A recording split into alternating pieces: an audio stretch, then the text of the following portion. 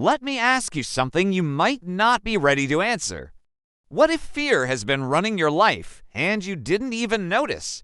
What if the voice telling you to wait, to think it through, to be careful, wasn't wisdom, but fear in disguise, because fear doesn't wear a monster's face. It wears yours. It speaks your language. It uses your logic. And it convinces you that safety is strategy, when really, it's just paralysis with a nice coat on. But here's the thing, fear isn't just an obstacle. It's a message, a mirror, a marker that you're re-standing at the edge of who you were and the beginning of who you could be. So, if something in you is done waiting, done shrinking, done obeying the voice that keeps whispering not yet, stay with me, because what you're about to hear might be the conversation your future self has been dying for you to start. Fear isn't your enemy. It's the beginning of power. Let's be honest.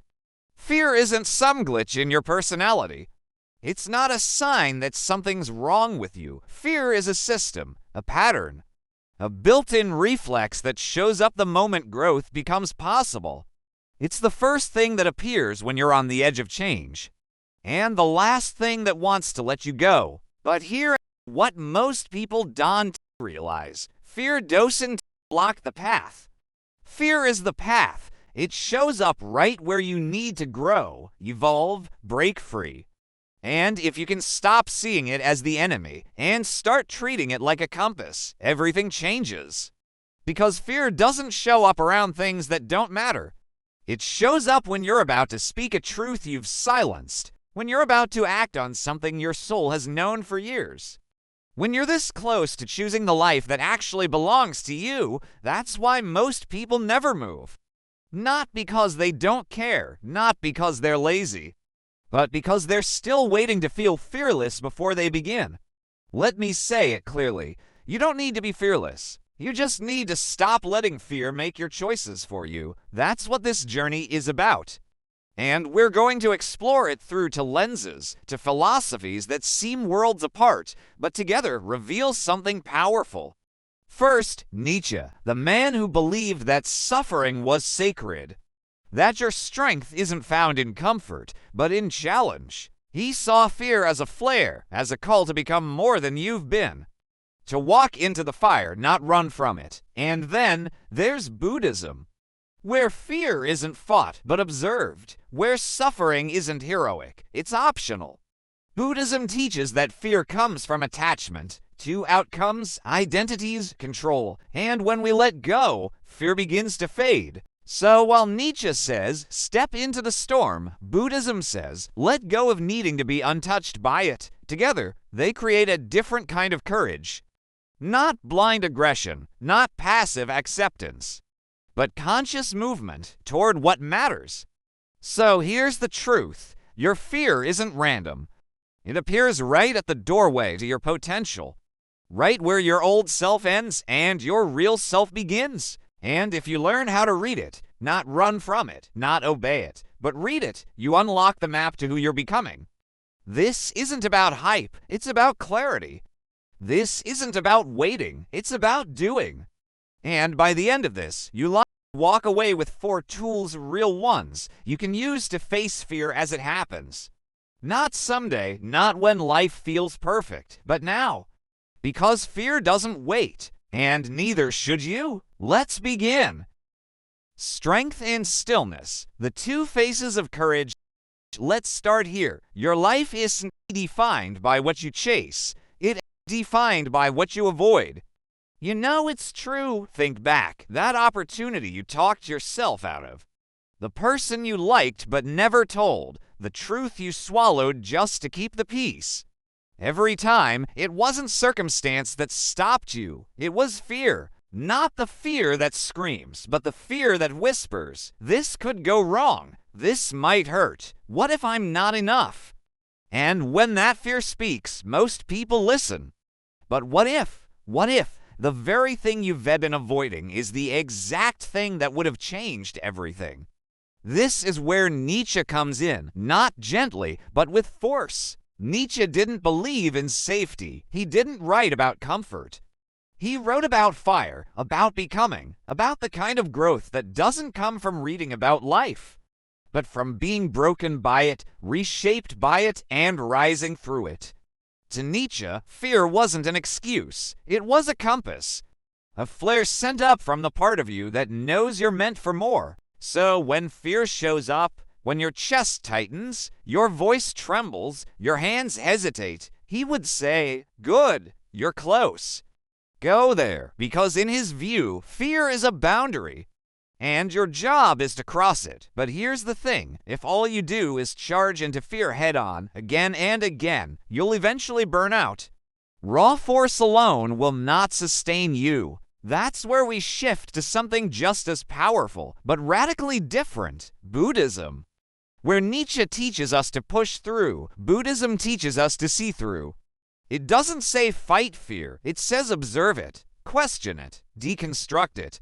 Because fear, in Buddhist thought, isn't just a signal, it's the echo of attachment.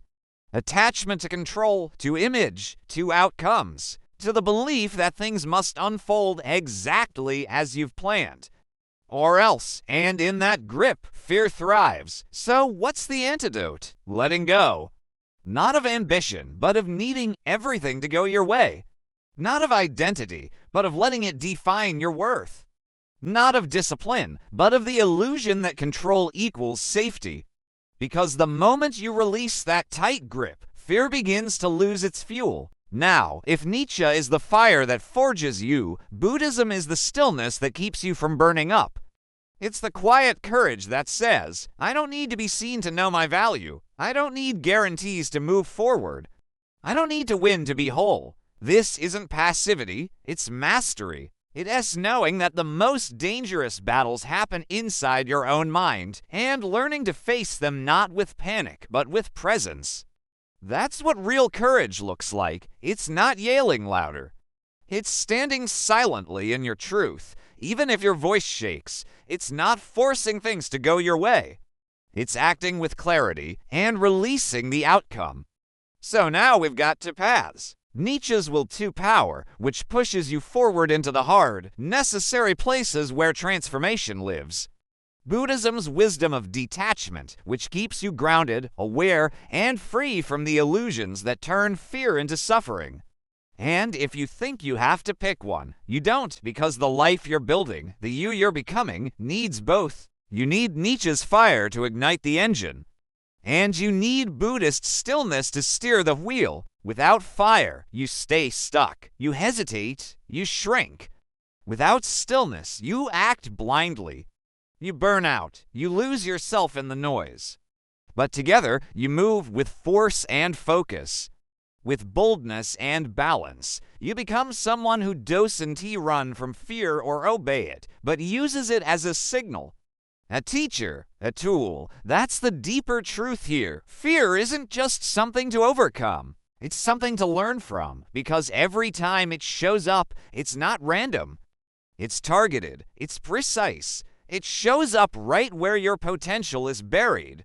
And your job, not to run, not to freeze, but to ask the question most people never ask. Why is fear here?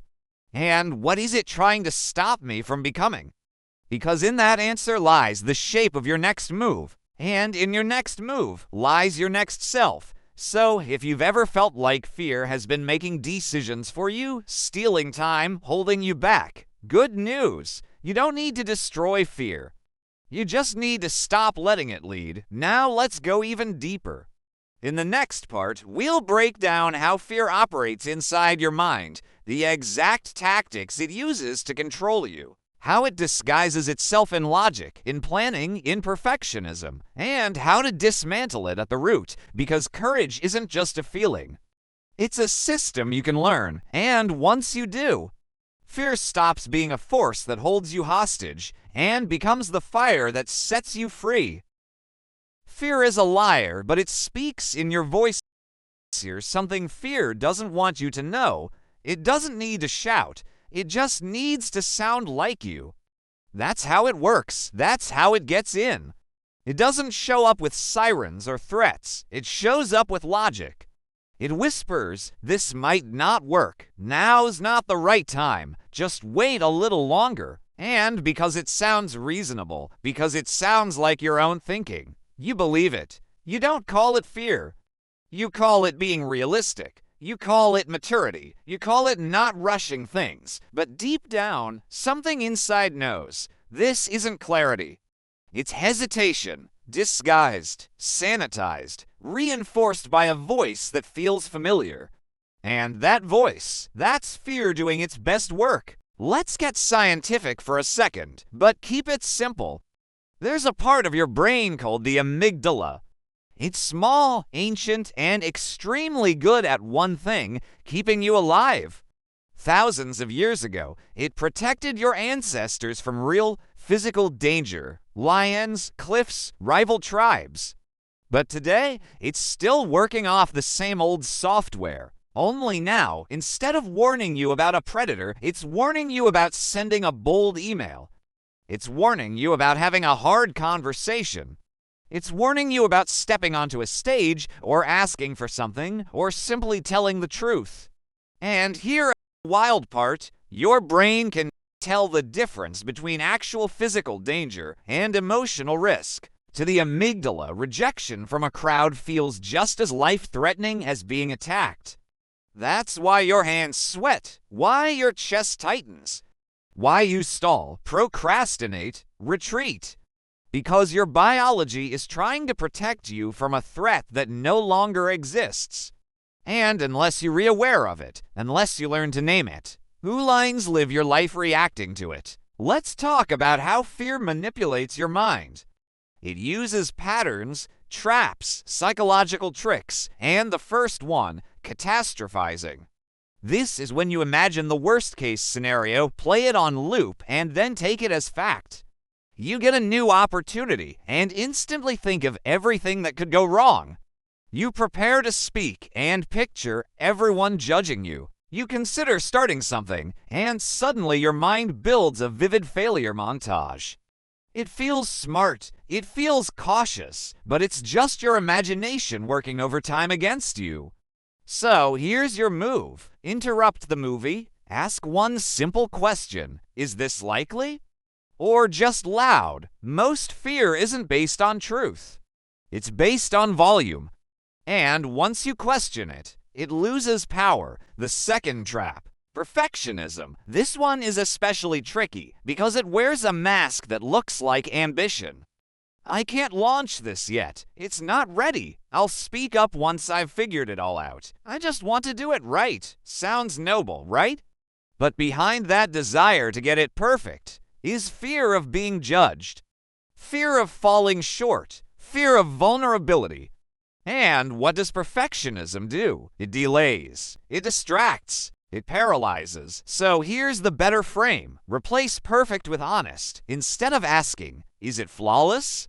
Ask, is it real? Because honest action beats perfect inaction. Every single time. Then comes the deepest layer, social fear, the fear of rejection, of being misunderstood, of not being enough. This one hits where it hurts because humans are wired to belong. We're tribal. We're built for connection. And to be excluded, even subtly, registers in the brain as danger. That's why fear feels so personal. But let's flip the lens. What if rejection isn't a failure, but a filter? What if not being understood by everyone is the first sign that you're finally being authentically you?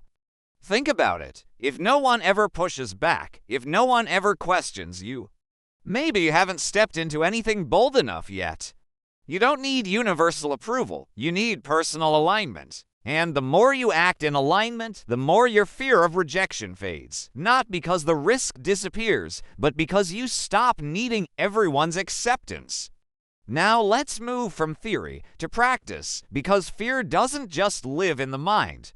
It lives in the body, and the only way to truly shift it is to move. Action rewires your system. That's not a metaphor. It's neuroscience. Every time you face a fear, even in the smallest way, you create new neural pathways. This is called neuroplasticity, and it's the key to everything. Avoid something, you reinforce avoidance. Face it, you build resilience. Let's break this down into a tool you can use today. Pick something that makes you hesitate. Public speaking, conflict, being seen, being honest. Now create a ladder. Step 1. Do it alone. Talk to yourself. Write it down. Step 2. Do it with someone safe. Share it. Say it. Step 3. Do it with stakes, small ones. Step 4. Repeat until the fear fades, or better yet, transforms. Fear doesn't vanish. It evolves. And your job isn't to eliminate it, but to relate to it differently. Because here's the thing most people miss. You don't have to wait until you feel brave to act. You act first, then bravery catches up. So the next time fear shows up, and it will, don't ask, how do I make it go away? Ask, what's one small step I can take? While it's still here, take that step, then take another. Because with every action you take through fear, you rewrite the story of who you are. Not someone who waits to feel ready, but someone who moves anyway. For tools to break fear's grip and take back your life, let's cut the noise. At this point, you've seen fear for what it really is. You've heard its voice. You've seen how it shows up in your thoughts, your excuses, your hesitation, but awareness isn't the finish line. It's the doorway. What you need now are tools, not ideas, not inspiration. Tools that you can use the next time fear tightens your chest, speeds up your heart, or whispers not today. Let's get into them, one by one. Tool number 1. The fear compass. Here's the first thing to understand. Fear doesn't always mean stop. Sometimes it means this way. Most people treat fear like a wall. But if you're paying attention, fear is actually a directional signal. A compass. It shows up exactly where your potential is hidden. That project you've been avoiding. That person you've been afraid to be honest with. That decision you've been dancing around for months. They all carry a spike of fear. Because they all carry the weight of growth. So here's the tool. Next time fear shows up, pause and ask, what is this fear pointing me toward? Then, instead of backing away, take a step toward it. Fear doesn't show up around things that don't matter. It shows up when you're on the edge of change. And when you treat it like a compass, not a cage, you start to build a different kind of momentum. Tool number 2, the 5-second override. You know, that tiny window. The one between I should do this and never mind. That moment, it's where most dreams go to die. Because fear doesn't need time to grow. It just needs one hesitation. That's where the 5-second rule comes in. Here's how it works. The moment you feel the instinct to act, count down 5, 4, 3, 2, 1, go. Say the words. Hit send. Walk into the room. Pick up the phone. This tool is brutally simple, but it's effective because it interrupts the fear response before it hijacks your mind. The amygdala, the fear center in your brain, needs a few seconds to lock in. If you act before that, you beat it.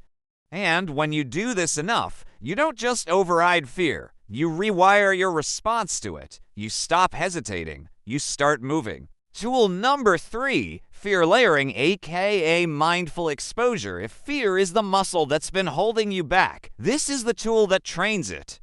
Because the reality is, fear doesn't disappear by thinking. It disappears through exposure. But not all at once. You don't need to leap. You just need to layer. Let's say you're afraid of speaking up in public. Start here. Talk to yourself out loud, alone. Then record a 30-second video on your phone. Watch it. Cringe. Keep going. Then share something with a trusted friend. Next, speak in a low-stakes meeting. 1 sentence. Nothing more. Build up, bit by bit, until your fear goes from fire to friction. This is how confidence is built. Not by flipping a switch, but by facing discomfort over and over until it becomes familiar. This tool isn't flashy, it's disciplined, but it works. Tool number 4, the fear funeral. Sometimes fear isn't something you can face head on. Sometimes it's something you need to release. That's where this final tool comes in, the fear funeral.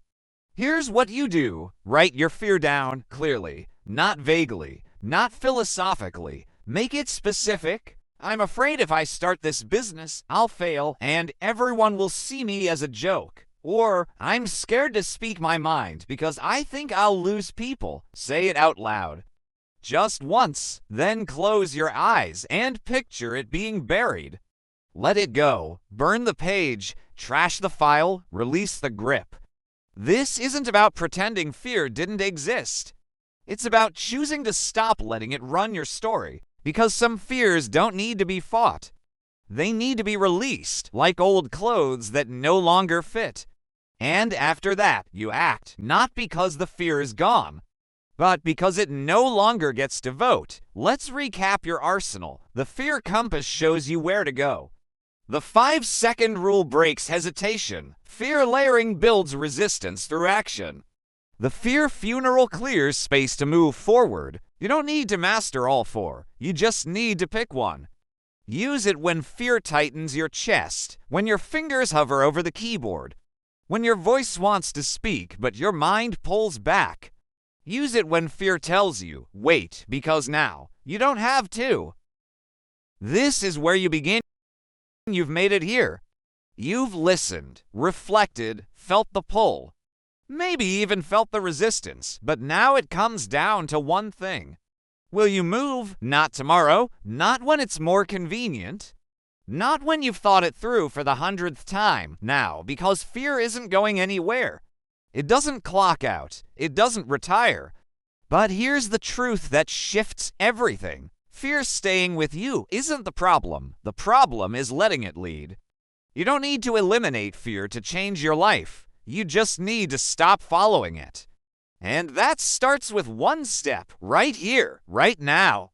Pick a fear, not your biggest one, not your oldest one, just the one that's closest.